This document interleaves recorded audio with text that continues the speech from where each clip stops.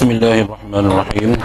Assalamualaikum warahmatullahi wabarakatuh. Ila hadam Mustafa Rasulullah sallallahu alaihi wa kafatil anbiya wal mursalin wal ulama'i was salihin wa ila arwah jami'il qubur minal muslimin wal muslimat wal mu'minin wal mu'minat syai'un lillahi lahum al-fatihah.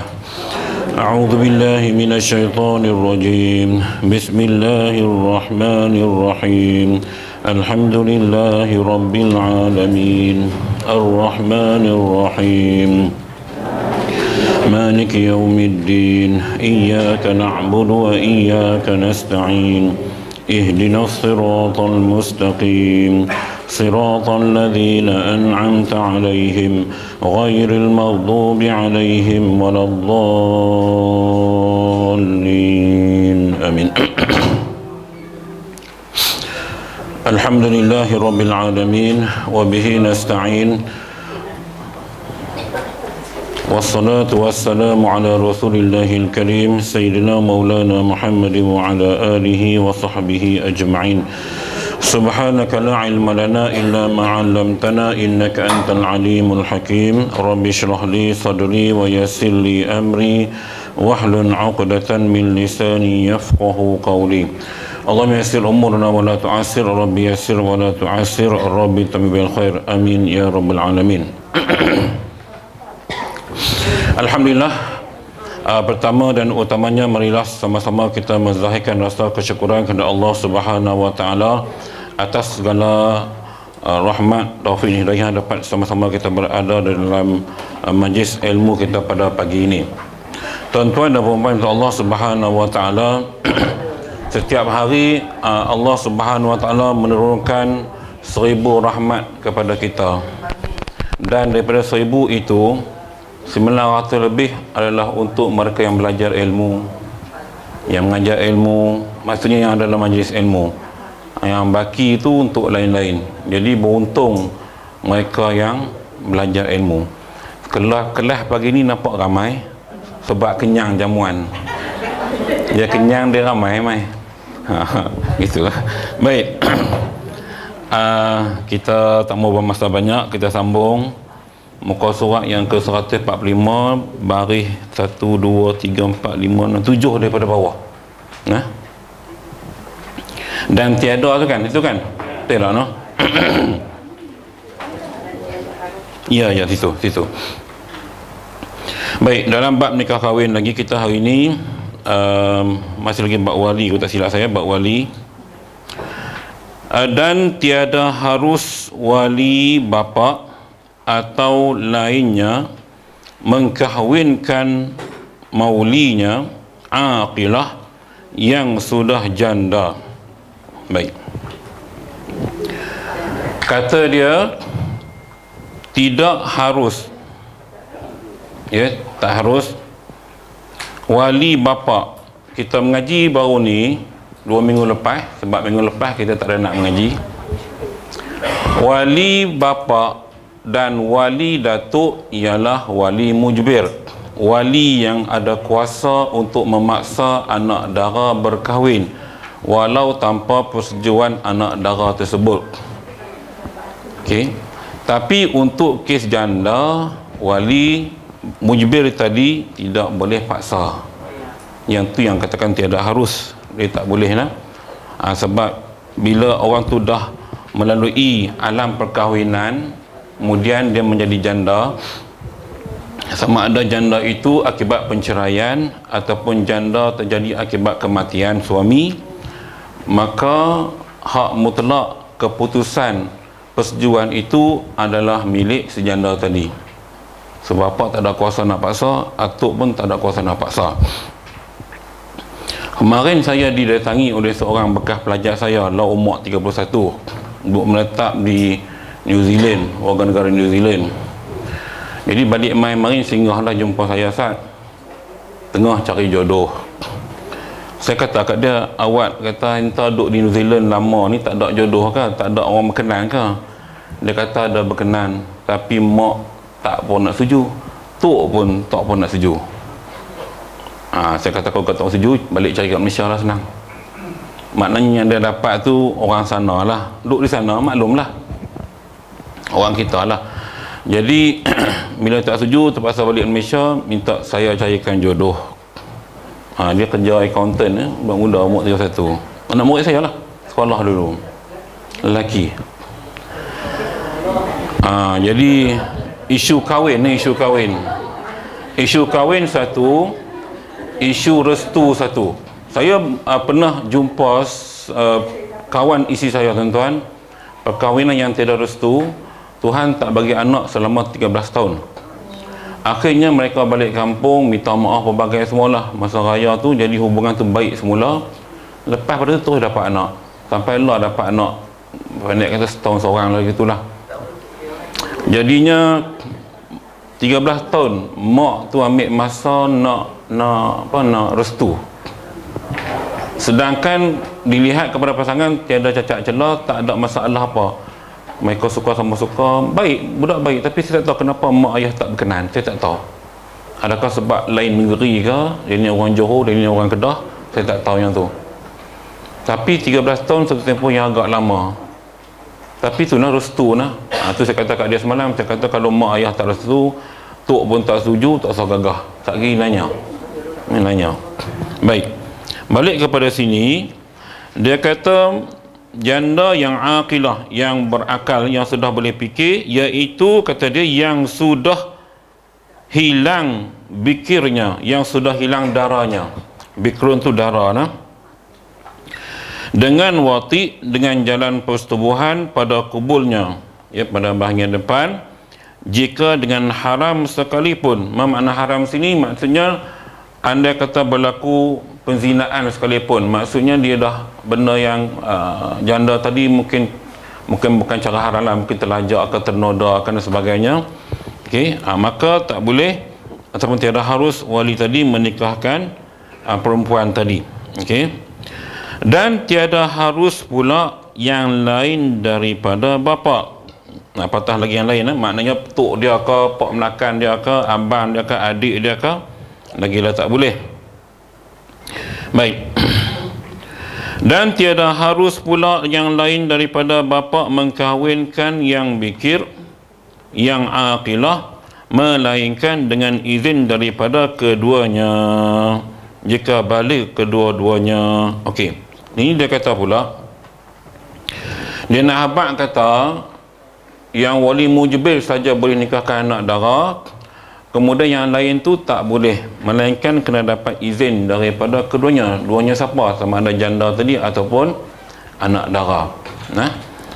Minta izin. Jadi isu sekarang ni kalau kita mengaji yang minggu lepas, dia diam itu sudah menunjukkan kepada tanda setuju. As-sukut alamatur ridha. Baik.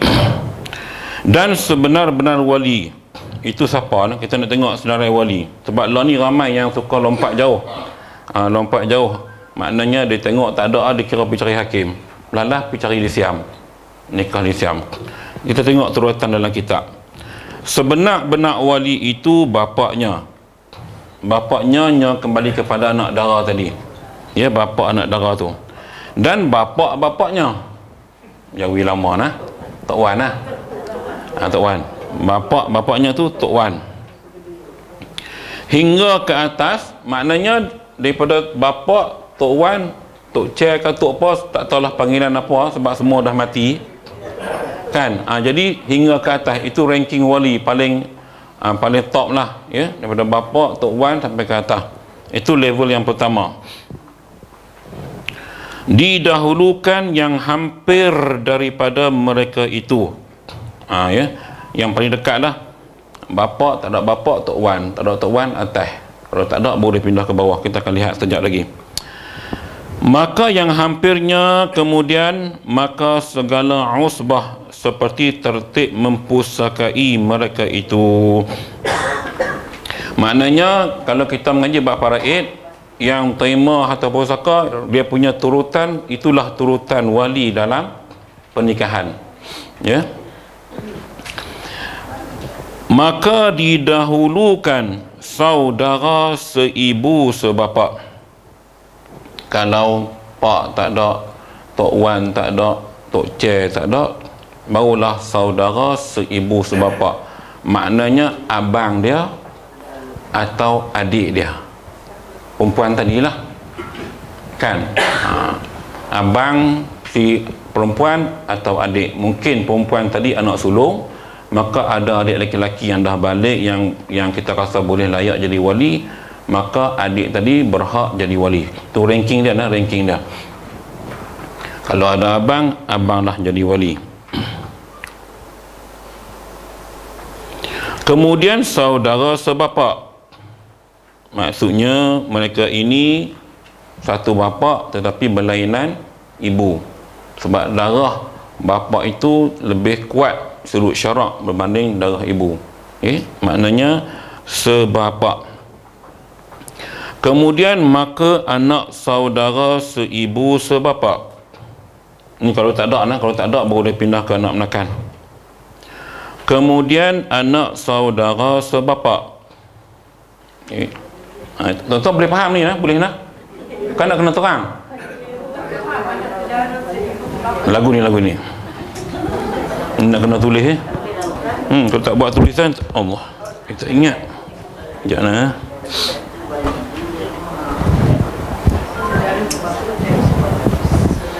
Adik-beradik ramai tak ada masalah. Ni kita dua risau yang tak cukup adik-beradik ataupun tak ramai. Ni nak tulis pun payah, ada macam-macam depan ni. Mana dia? Buat kerja. Mana? Ni. Sini apa kot noh. Okey.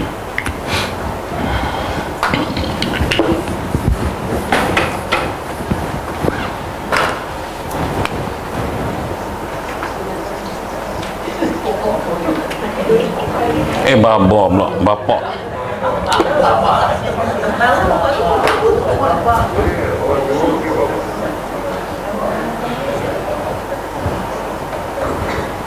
Yang ni yang first ranking dia, keutamaan dalam menjadi wali.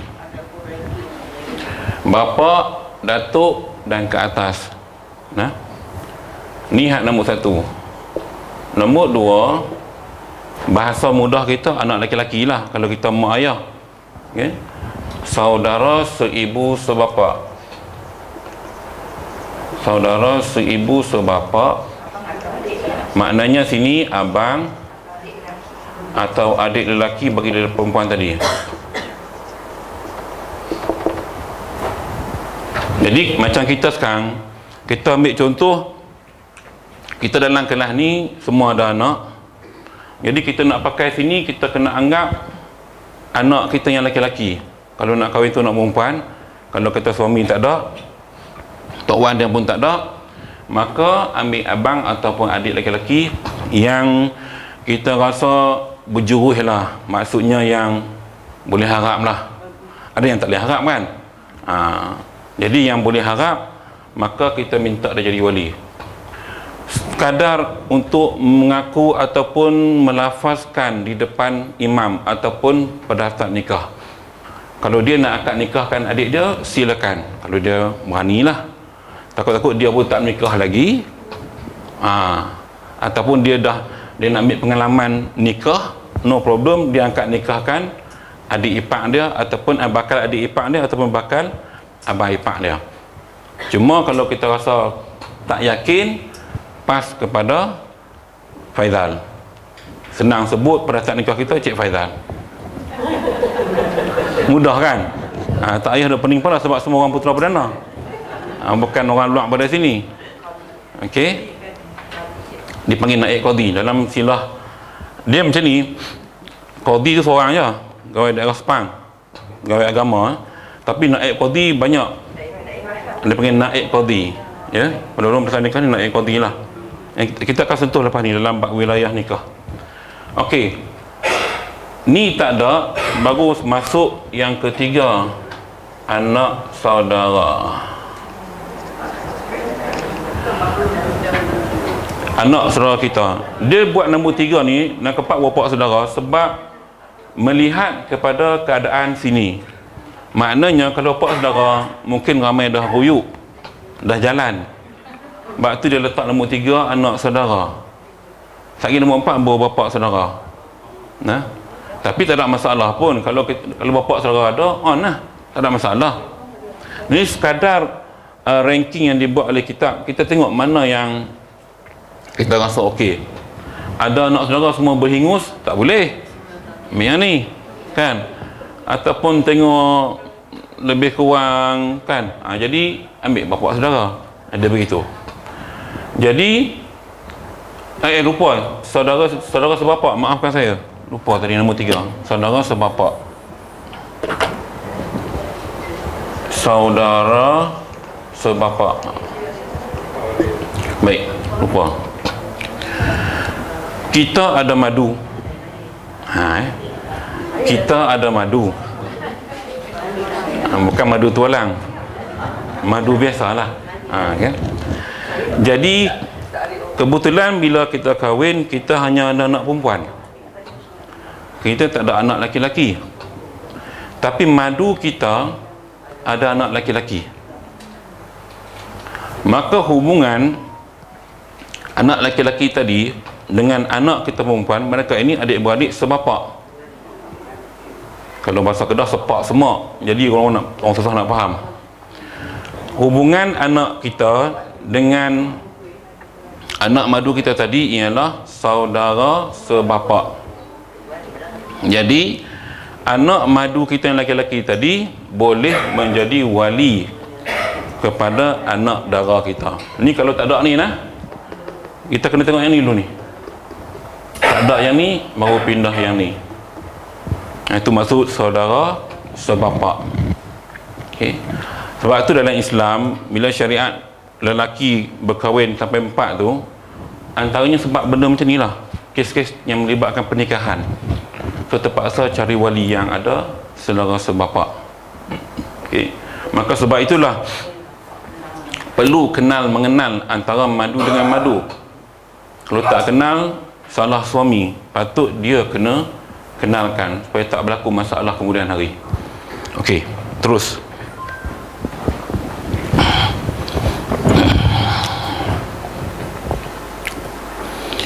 Kemudian anak saudara sebapa. Anak saudara sebapa, bukan saudara sebapa. Kemudian saudara sebapa sudah. Kemudian maka anak saudara seibu sebapa, nombor 4. Anak menakan lah.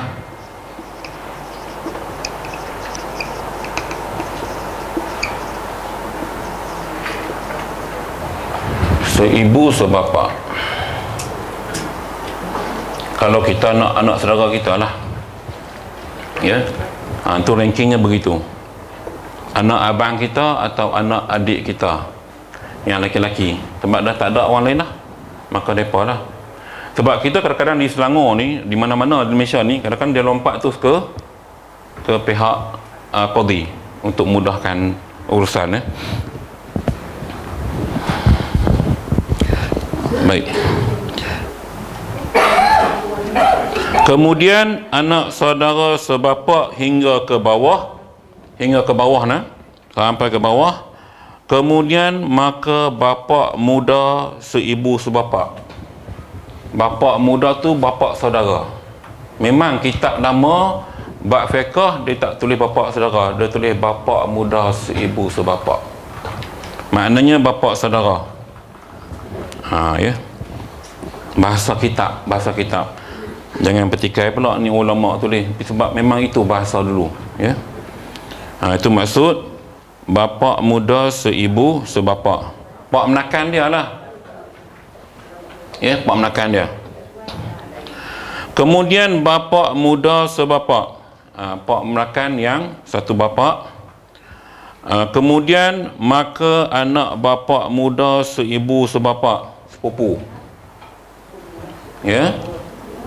Anak bapa muda seibu sebapa, sepupu maksudnya. Anak kepada bapa saudara, sepupu kepada budak tadi. Jadi maknanya sepupu ni boleh jadi wali. Kalau tak ada hal lain lah. Jarang kot sampai tahap ni, jarang kot, ya. Jangan berlaku lah.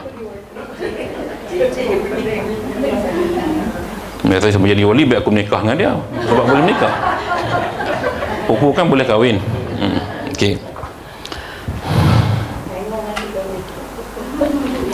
Kemudian anak bapa muda sebapak,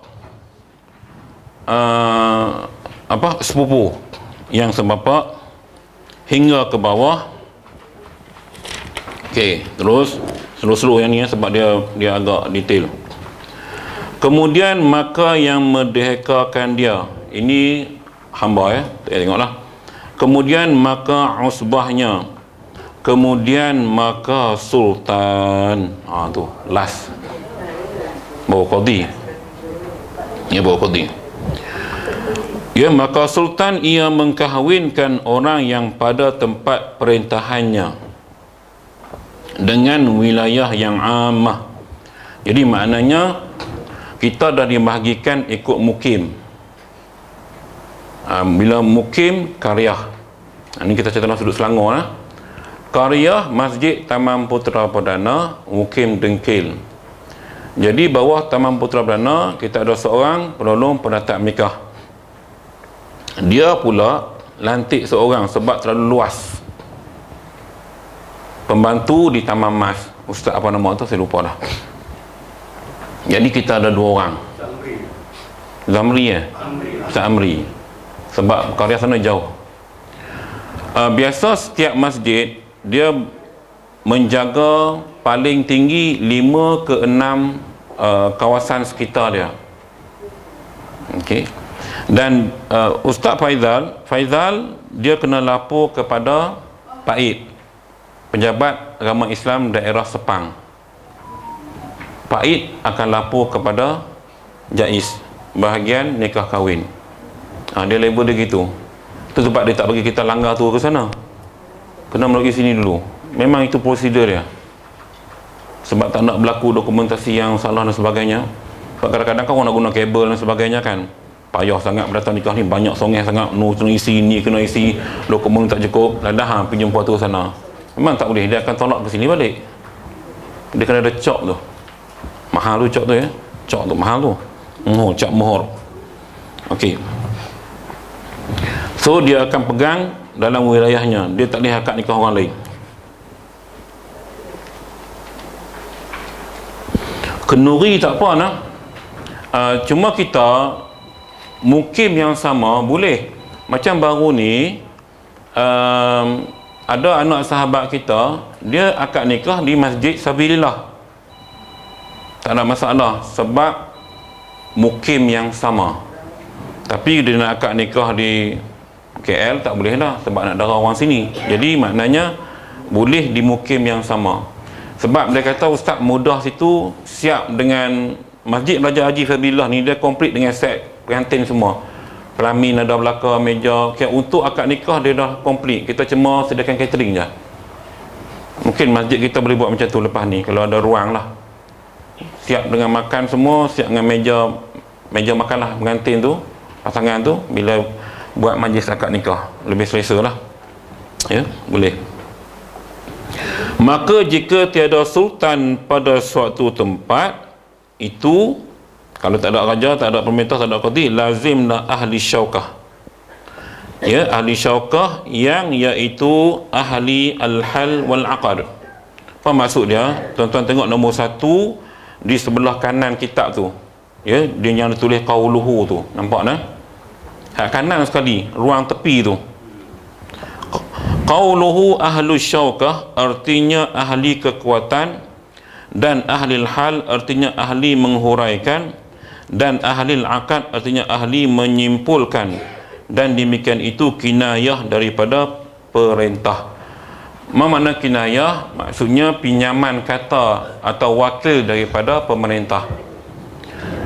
Jadi ahlul al wal aqd ni adalah orang yang mungkin lah tak ada lah sebab kita ada penuh berdasar nikah. Kalau zaman dulu waktu tak ada ni, orang yang kita boleh percaya sebagai, kita kata kalau di kampung tu ketua kampung lah, JKK lah, okay? Atau ketua blok ke atau apa saja yang masyarakat percaya pada dia sebagai pemimpin. Itu ahlu syaukah. Tapi sekarang dah tak ada lah ya, sebab kita dah ada naik qadi. mendirikan seseorang qadhi dan luluslah segala hukumnya kerana darurat yang membawa kepada demikian itu. Darurat sini maksudnya kerana dah tak ada wali sangat, macam anak yatim kan, mak bapak mati tak ada wali lain, maka qadhi lah ambil alih, ya, mudah. Dan tiada harus mengkahwinkan oleh anak akan ibunya. Mana boleh wali anak jadi wali, tak boleh. Mak nak nikah anak jadi wali, tak pernah berlaku, memang tak boleh pun. Dengan jalan anak khilaf bagi muzni seperti segala imah yang tiga yang tersebut di dalam Tuhfah dan Nihayah.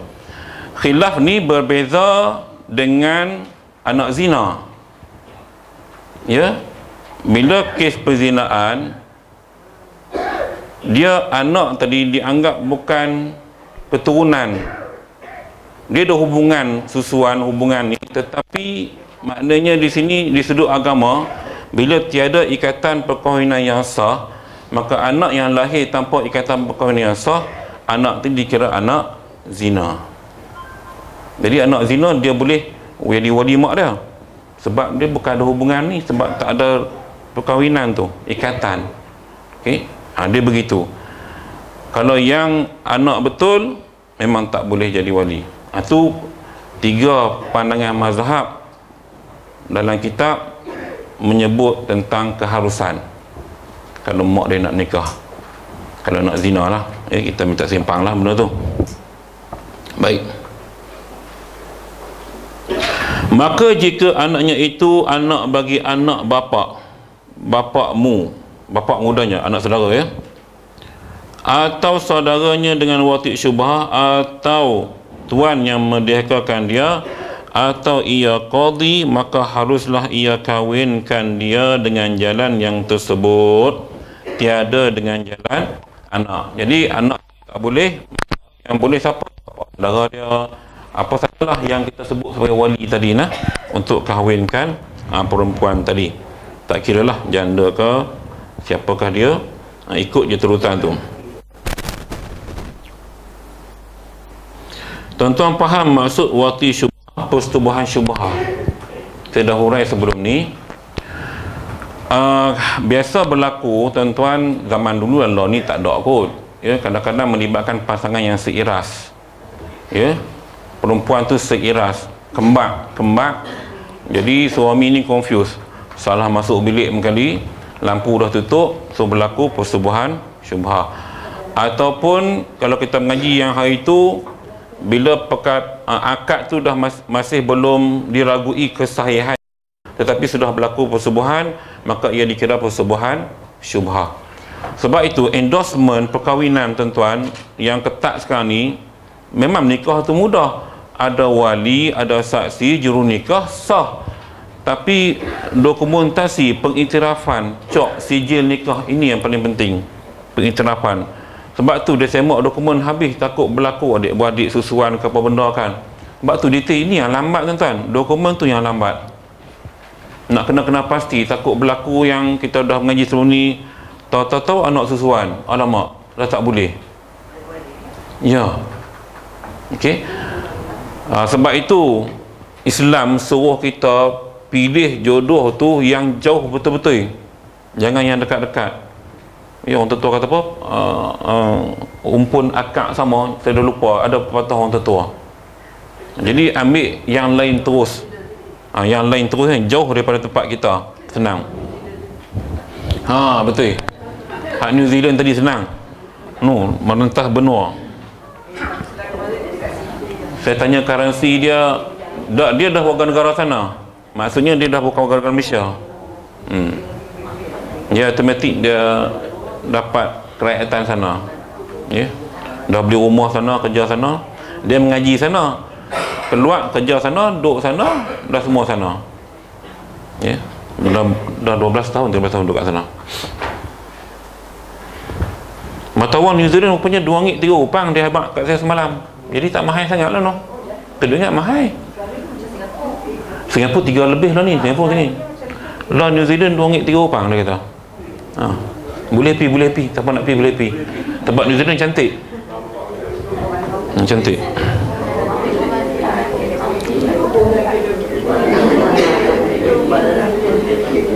Baik. Dan mengkahwinkan Atikah, tuan-tuan, daripada Atikah ni sehingga peraturan Usbah Al-Wala, yang ni kita skip sebab dia cerita pasal hamba. Zaman kita tak ada lah, ya. Atikah tu hamba lah. Jadi hamba nak nikah macam mana, dia kena owner tuan dia ke, dia balik dia ke kat nikah. Yang ni zaman kita dah tak ada, so kita skip yang tu nah. Sambung, dan mengkahwinkan oleh sultan. Dan mengkahwinkan oleh sultan apabila ghaib wali yang aqra, 2 marhalah. Ghaib maksudnya hilang. Hilang mati ke, hilang pi mana-mana ke, tak tahu, dengan kadar 2 marhalah. Ya, 2 marhalah ini ikut kilometer 90 atau 91 kilometer. Lebih kurang 2 marhalah, ya. Cuma zaman lah sebab teknologi canggih kan, kapal terbang ada, helikopter ada, jadi mungkin jarak tu tak jadi hal kot sebenarnya, ya. Dulu mungkin sebab kenderaan tak ada, naik unta, naik kebau ke, naik lembu ke dan sebagainya, nak cari wali. Baik, maka tiada boleh mengkahwin oleh sultan melainkan dengan izinnya, ya, izin wali tadi. Bahkan jika uzur sampai kepadanya. Ini kekuatan wali bapa nah, tuan kena ingat ni. Dia kata sini prioriti untuk sultan atau qadi kahwinkan anak tadi in case wali tadi ghaib kurang daripada 2 marhalah, dia tak boleh, dia mesti lebih 2 marhalah. Itu satu. Yang kedua kata dia, tiada boleh mengkahwin oleh sultan melainkan dengan izinnya, izin wali tadi, bahkan jika uzur sampai kepadanya. Walaupun wali tadi sakit, ya, uzur sampai kepadanya maksudnya sampai kepada wali itu sakit, tak boleh nak akad nikah, sultan tak boleh akad nikah, qadi tak boleh akad nikah melainkan dengan izin wali. Maksudnya wali tadi kena telefon dekat Faizal, aku wakilkan nikah untuk nikahkan anak aku kerana aku tak larat, sakit. Itu maksudnya, ya. Itu maksudnya. Apabila ghaib wali yang akrab 2 marhalah, atau saya terlajak baca tadi, atau ihram ia, wali dalam ihram tak boleh nikahkan anak. Memang tak boleh pun dalam ihram, mana boleh kan. Kita tentang kalau yang pergi umrah kan, kita duk kursus umrah haji kan, kita ada banyak larangan ketika ihram yang kadang-kadang bila kita pergi sana kita terlepas pandang. Baru ni ustaz dah cengah kupas yang ambil gambar ketika tawaf, hukumnya batal tawaf. Jangan duk tebiang ambil gambar tuan-tuan. Ni sambil duk tawaf, ni dia selfie tengah duk tawaf tu. Sebab apa dia kata batal tawaf? Kerana tawaf adalah ibadat. Bila ibadat, ia melibatkan sah dan tidak sah. Tuan-tuan nak bergambar, habis dulu 7 pusingan. Lepas tu nak bergambar. Tak kira dia maksudnya tawaf sunat ke, tawaf rukun ke, tawaf wida ke, asalkan ia tawaf ibadat, maka tak boleh kita duduk sambil lewa.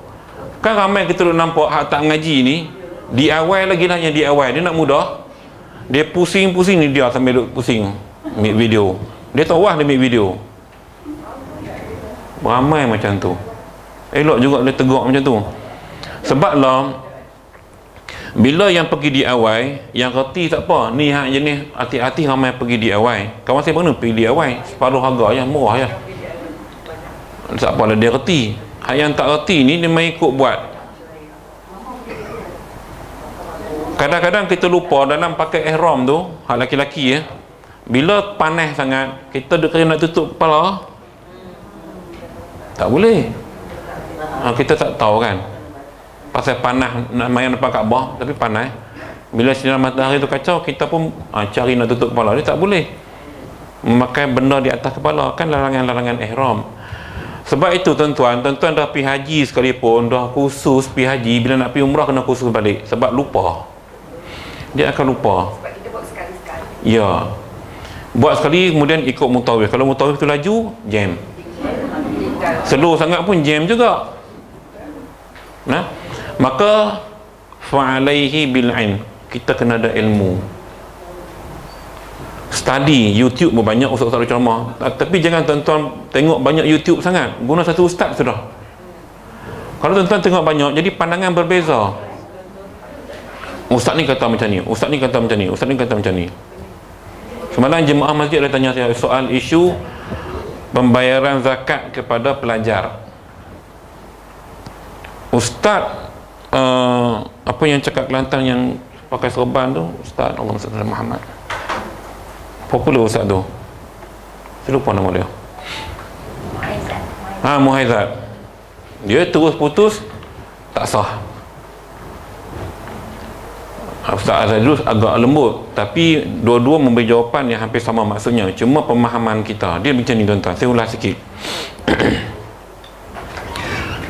Pemberian zakat kepada pelajar-pelajar bidang agama di universiti ke, di sekolah agama ke, dia sebenarnya pandangan itu ialah pandangan mazhab Hanafi, dikiaskan daripada asnaf fisabilillah.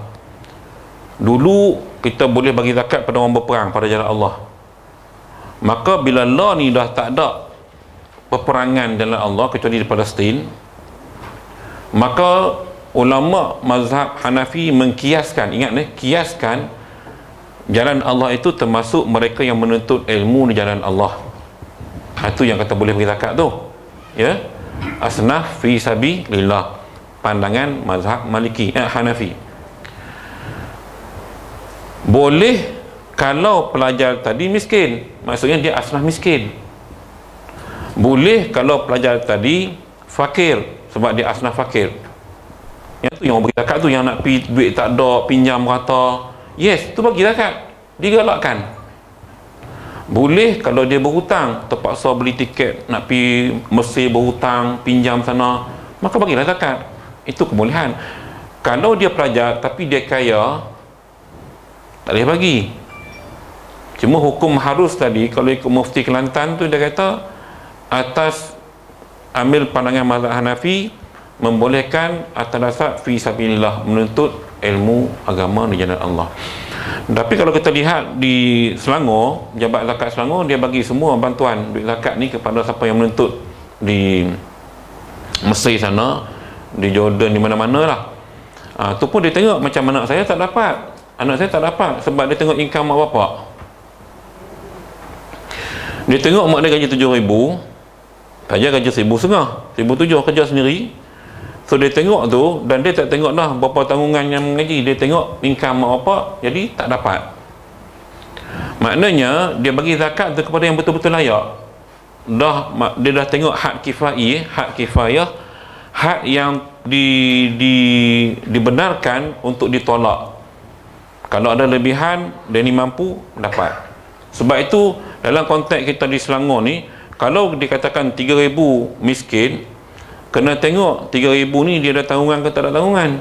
Kalau dia tak ada tanggungan, dia bukan miskin, dia tak payah dapat zakat. Tapi kalau gaji 3,000, anak sampai 7 orang, memang layak dapat zakat walau gaji 3,000. Jadi kita jangan buat ukuran pendapatan itu sebagai neraca untuk kita bagi dia zakat, tetapi perlu lihat kepada tanggungan dan hak kifai yang dia terpaksa tanggung. Hak kifai itu macam dengan pembelanjaan bulanan yang wajib semua orang kena keluar, macam kita banyak cukai pendapatan lah, tolakan tu, itu hak kifai lah. Mungkin standard rumah berapa sewa, 700, 600, itulah hak kifai. Tolak yang tu, baki tu cukup tak cukup belah anak, kalau tak cukup baru layak terima zakat. Nah, dalam konteks tu Ustaz, untuk yang habis sama zakat, sama asnaf tabilillah, boleh. Jadi benda ini kalau yang ustaz-ustaz yang agak drastik memang dia tak bagilah. Tapi kalau kita tengok Mak Tahfiz ni memang tak dapat bantuan kerajaan, miskin, susah, tanah wakaf, itu layak dapat zakat. Mana ada tahfiz yang, kecuali yang tahfiz ulul albab MRSM, itu bawah kerajaan lah, marah. Kalau tahfiz yang biasa-biasa tuan-tuan, yang ada kot macam anak saya kat Pulau Meranti kan, mana-mana lah, semua tanah wakaf. Kemudian nak bina rumah guru semua kutip duit, nanti dia layak terima zakat. Memang dia susah. Okey, itu kena faham lah. Tahu tak ada masalah tuan-tuan nak bagi. Sebab ada yang tak mau bagi dekat lembaga zakat pasal isu-isu yang saya cerita dululah. Lah mungkin dah okey kot, ya. Pengurusan keuangan yang kadang-kadang terculas juga, ada birokrasinya macam-macam lah. Okey. Atau enggan ia kurang daripada 3 kali daripada mengkahwinkan perempuan yang mukallafah, wali tak mau akad nikah anak.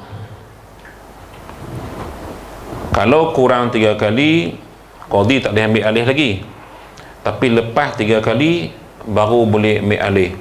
Dan keengganan wali tadi, dia tak mau akad nikah, sedangkan perempuan tadi dengan calonnya itu sudah sekufu. Maksudnya kita tengok tak ada masalah, mereka ni baik, bakal suami baik, tapi tak tahu pasal apa pak ni tak mau akad nikah anak, tak mau kahwinkan. Adakah kerana dia pernah bermusuh dengan bapa kau ni ke? Wallahu alam.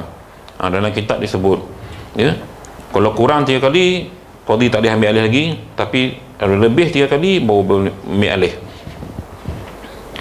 Mengkahwinkan perempuan yang mukallafah yang menyeru kepada kufunya, ya, maksudnya memang sepadan, dan keluar dengan kata 2 marhalah wali yang ghaib itu ia kurang daripada 2 marhalah, maka tidak boleh mengkahwinkan oleh sultan. Dia mesti lebih pada 2 marhalah, melainkan dengan izinnya, izin wali tadi, bahkan jika uzur sampai kepadanya. Kerana takut, maka harus baginya mengkahwinkan dengan tiada izinnya, seperti barang yang berkata oleh Ruyani, ya. Adapun jika enggan ia 3 kali atau lebih, maka senya telah fasik ia mengkahwinkan dia oleh wali yang ab'ad, tiada sultan. Kalau bapa dia tak mau akad nikah juga tuan-tuan, dah 3 kali dah tak mau, sampai kesudah pujuk tak mau, maka wali tadi sudah dikira fasik untuk mengkahwinkan anak dia. Maka ketika itu prioriti diberikan kepada wali yang lebih jauh, mungkin pak menakan dia, mungkin abang dia, mungkin adik dia. Jadi mak ni, kita perempuan duk pujuk lelaki kita, buatlah abang tak mau kahwinkan anak, pasal apa ni? Dia duk, aku tak mau. Maka dah 3 kali duk suruh tak mau, kita boleh kata aman, hang nikahkan adik hang pasal bapa hang tak mau. Itu kita tak boleh, sebab tak mau tak bersebab. Sedangkan perempuan tadi dengan pasangan sekufu, sepadan, dari sudut pendidikan mungkin sama, tak ada beza apa. Kok-kok lah dia tak mau, mungkin anak hartawan kan, jutawan kan, kok-kok lah. Tapi ni sekufu, maka bila dia enggan lebih 3 kali, kita boleh ambil wali yang lain untuk nikahkan. Tak perlu wali qadi, ya. Kita ni, ya. Ini bukan syirik neraka, sebab dia enggan tanpa sebab. Likulli syai'in sababun, tu kaedah dalam fiqh. Setiap sesuatu itu ada sebab dia. Hang tiba-tiba tak mau, pasal apa? Tak ada sebab, saja aku tak mau. Kan gila ke namanya tu?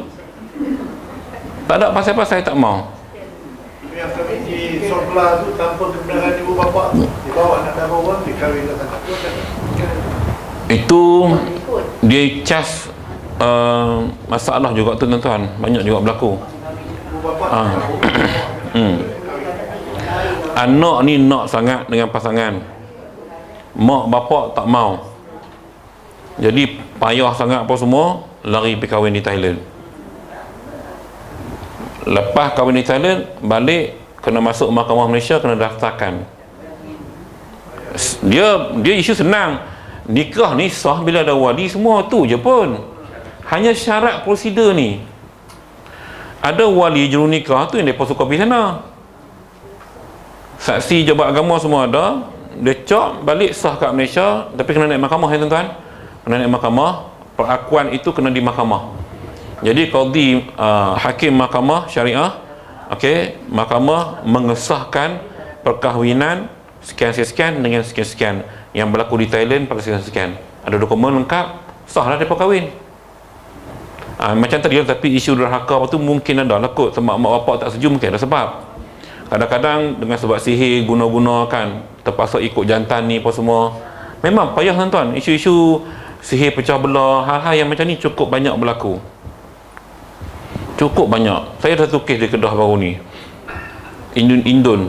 Indon ni tak tahu dia sihir apa suami dia ni, bagi habis duit jual bot kerja nelayan, jual bot, jual apa, lalah isinya ni terpaksa minta cerai sebab dah tak ada nafkah apa, dah habis semua barang. Dia bagi duit kat perempuan tu, tak tahu dia guna sihir apa tuan-tuan, sebab dia pergi mengubat, guna usap-usap pun kata susah nak rawat sebab kuat sangat sihir tu. Wallahu a'lam tuan-tuan. Ni yang berlaku, dia panggil sihir pecah belah rumah tangga, banyak berlaku. Itu kes yang dah kahwin. No, kita bimbang takut berlaku pada anak dara kita. Kita takut yang tu sihir. Sebab tu jangan duk mudah-mudah duk tayang dekat Facebook lah dengan apa. Jangan. Hak perempuan gemak belakang tak apa, gemak depan orang boleh buat tentang sihir. Sekarang ni kita jawab hello, kena. Kalau telefon WhatsApp pun Assalamualaikum, jawab Waalaikumsalam, kena. Ini pengalaman saya yang handle benda macam ni. Kita tengok kawan kan kena, jawab dia, malam tu kena terus. Kawan saya kena, jawab WhatsApp je pun, terus malam tu tak boleh tidur, gatal badan sampai ke pagi, hanya jawab WhatsApp. Sebab itu hari ni, sebab dia jin ni dia boleh bergerak halus, sama ada dalam darah kita, dalam talian, semua dia boleh buat. Jin, sihir guna jin.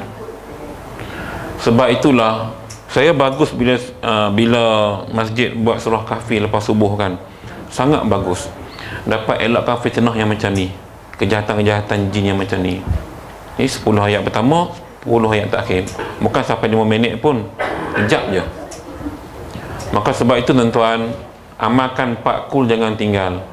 Kul ya, kul wallah, kul falak, kul a'udzubinnas. Bacalah sebelum tidur. Rasulullah ajak kita baca tiup kat tapak tangan, sapu sampai ke ujung kaki tangan, syarat ni. Sebab benda tu berlaku malam, dia biasa attack malam. Lepas maghrib dia buat kira. So banyak berlaku demikian jadi kita takut kena pada keluarga kita. Okay. Sikit lagi Maka jika ditakyinkan oleh perempuan akan kupu, maka harus bagi wali mujibir takyinkan kupu yang lainnya, kerana wali itu terlebih sempurna nazar daripadanya. Kalau perempuan tadi kata, saya dengan mat ni dah okey lah ya, kami memang suka sama suka, tapi wali nampak tak apa nak berkenan, maka wali kena cari pasangan yang pada pandangan wali tu, pada nazar, pada pandangan wali lebih sesuai dengan anak aku. Pandangan dia lagu ni tentang, sebab kadang-kadang hak depa duk cinta ni duk rasa nampak benda elok belakang. Mak bapak nampak dah, ni tak lama jahanam anak aku. Mungkin kerja tak ada kan, mungkin kerja lebih kurang tapi belagak kaya, pun ada hal lagu tu, pinjam kereta kawan, main work accord, punya pakai kancil. Okey kau kancil, kalau ada motor, main mah kita sembang, jadi yang kita boleh tengok, oh bagusnya, nampak okey dia ni kan, pakai accord. Ni hak saya cerita tuan, kisah duk berlaku ni, hak kami duk handle. Ada hak main Minang pakai accord, rupanya jiran sebelah punya. Betul, pipi tengok hari kenuri dah, ni kereta jiran dia, rupanya dia belagak pakai kereta jiran. Dia kereta peloton cabuk strategi. Sebab tu wali tadi dia akan nampak mungkin ni tak sesuai untuk anak aku, jadi dia cadangkan orang lain. Itu maksudnya. Adapun yang lain daripada wali mujibir, dan jikalau ia bapa atau nenek sekalipun dengan bahawa adalah perempuan itu sudah janda, maka tiada harus baginya ia mengkahwinkan dia dengan yang lain daripada orang yang sudah ia takyinkan itu. Kalau kes janda, wali mujibir tadi tak boleh paksa kahwin dengan orang lain selain daripada orang yang janda tu pilih sendiri. Kalau janda lah, tak kira lah. Jadi kita tak ada kuasa lah. Anak kita dah jadi janda, dia berkenan dengan siapa-siapa, dia nak menikah, kita tak ada kuasa nak halang. Tak berkenan dengan bakal menantu, itu bukan hak kita. Sebab itu syarak dah bagi kebenaran. Janda ada power dia sendiri, power dia, yang kita tak ada hak untuk kita halang. Kita kena setuju saja. Doa bagi mereka itu baik. Ya, kita takut juga kadang-kadang mungkin sebab harta perkahwinan itu, macam-macam.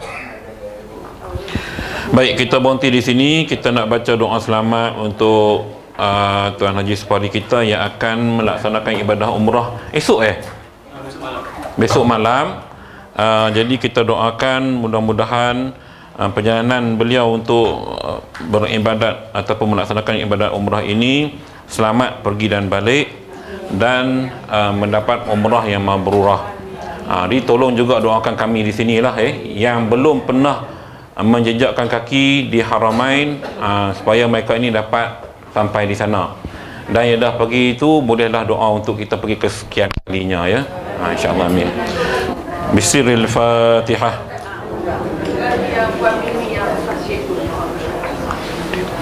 إياك نعبد وإياك نستعين اهدنا الصراط المستقيم صراط الذين أنعمت عليهم غير المغضوب عليهم ولا الضالين آمين. اللهم صل وسلم على سيدنا محمد في الأولين والآخرين وسلم، ورضي الله تبارك وتعالى عن ساداتنا أصحاب رسول الله أجمعين. بسم الله الرحمن الرحيم. الحمد لله رب العالمين، حمدا شاكرين، حمدا ذاكرين، حمدا راضين، حمدا مستغفرين، حمدا يوافي نعمه ويكافئ مزيده. يا ربنا لك الحمد كما ينبغي لجلال وجهك وعظيم سلطانك. اللهم صل على سيدنا محمد صلاة تنجينا بها من جميع الأهوال والآفات، وتقضينا يا الله جميع الحاجات، وتطهرنا بها من جميع السيئات، وترفعنا بها عندك على الدرجات، وتبلغنا بها أقصى الغايات من جميع الخيرات في الحياة وبعد الممات، وعلى آله وصحبه وسلم تسليما كثيرا برحمتك يا أرحم الراحمين.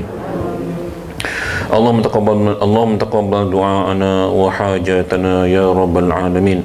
اللهم إنا نسألك سلامة في الدين، وعافية في الجسد، وزيادة في العلم، وبركة في الرزق، وتوبة قبل الموت، ورحمة عند الموت، ومغفرة بعد الموت. اللهم هون علينا في سكرات الموت، والنجاة من النار، والعفو عند الحساب. اللهم إنا نسألك العفو والعافية والمعافاة والصحة الدائمة في الدين والدنيا والآخرة. اللهم إنا نسألك العفو والعافية والمعافاة والصحة الدائمة في الدين والدنيا والآخرة. اللهم إنا نسألك العفو والعافية والمعافاة والصحة الدائمة في الدين والدنيا والآخرة. اللهم أصلح ذات بيننا، وألف بين قلوبنا، واهدنا سبل السلام، ونجنا من الظلمات إلى النور، وجنب الفواحش ما ظهر منها وما بطن. اللهم اغفر لنا ولآبائنا ولأمهاتنا ولأجدادنا وجداتنا ولمشايخنا ولجميع المسلمين والمسلمات والمؤمنين والمؤمنات برحمتك يا أرحم الراحمين. اللهم سلمنا وسلم ديننا وسلم إيماننا وسلم توحيدنا وسلم معرفتنا وسلم أرواحنا وسلم أجسادنا وسلم أرزاقنا وسلم ذرياتنا وسلم أزواجنا وسلم أولادنا وسلم إخواننا المسلمين والمسلمات والمؤمنين والمؤمنات برحمتك يا أرحم الراحمين. ربنا آتنا في الدنيا حسنة وفي الآخرة حسنة وقنا عذاب النار. وصلى الله على خير خلقه سيدنا محمد وعلى آله وصحبه أجمعين. سبحان ربك رب العزة عما يصفون، وسلام على المرسلين، والحمد لله رب العالمين. تقبل الله منكم من التقبل يا كريم.